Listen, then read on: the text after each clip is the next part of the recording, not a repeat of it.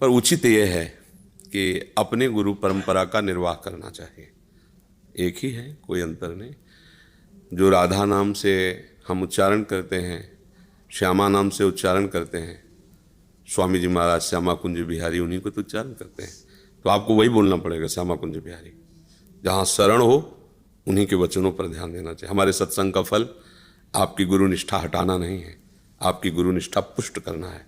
आप जिस मार्ग में उसी से चलो तो आपको भगवत प्राप्ति सुगम हो जाएगी। सत्संग सुन सकते हो, प्रश्न उत्तर कर सकते हो, हम सब एक ही घर के हैं, पर अपने गुरु पर विशेष दृष्टि रखनी चाहिए, अपने आचार्य पर प्राण समर्पित कर देना चाहिए, क्योंकि एक ही प्रभु तो विविध आचार्यों के रूप में, गुरुदेव के रूप में है। आज हमारे प्रवचन सुने, तुम्हें अच्छा लगा, ऐसा भाव हुआ, कल किसी और की सुनोगी, फिर अच्छा होगा, नहीं चलेगा। एक पकड़ो, एक से ही सब कुछ बात बन जाएगी।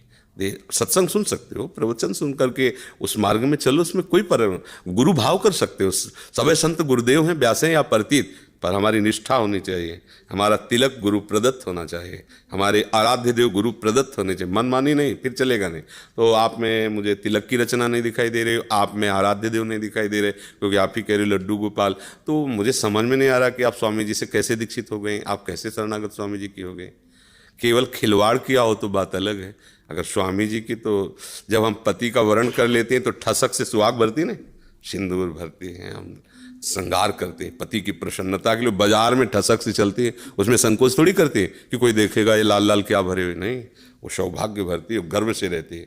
उसका प्रमाण है कि उसका पति है, ये प्रमाण। ऐसे ही जैसे हम तिलक लगाए हैं, जो अलग अलग तिलक, ये प्रमाण है कि हम आचार्य शरणागत हैं। कुत्ते के गले में जब पट्टा बंधा होता है ना, तो समझ में आता है गली का नहीं है, भले गली में टहल रहा है, किसी का पर्सनल, क्योंकि पट्टा बंधा हुआ है ना। हम लोग गली वाले कुत्ते नहीं, पर्सनल हैं। ये जो पट्टा बंधा है ना, हाँ, हम अपने आराध्य देव को समर्पित हैं। ये हमारा मंगल सूत्र है और ये हमारा सुहाग है, और हम रात दिन उन्हीं का यश गाते हैं, उन्हीं को प्राप्त करना है। तो इसमें फिर संकोच नहीं करना चाहिए।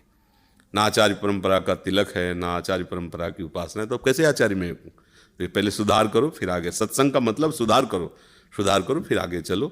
अपने आचार्य में निष्ठा रखे, जो हरिवंश महाप्रभु वही स्वामी हरिदास जी है, कोई अंतर थोड़ी। अपने गुरु को ब्रह्म के समान माने, अपने आचार्य के वचनों को माने। ये जो फिसड्डू स्वभाव होता है ना, जहाँ गए वहीं के हो गए, वो फिर कहीं से कुछ लाभ नहीं प्राप्त कर पाता।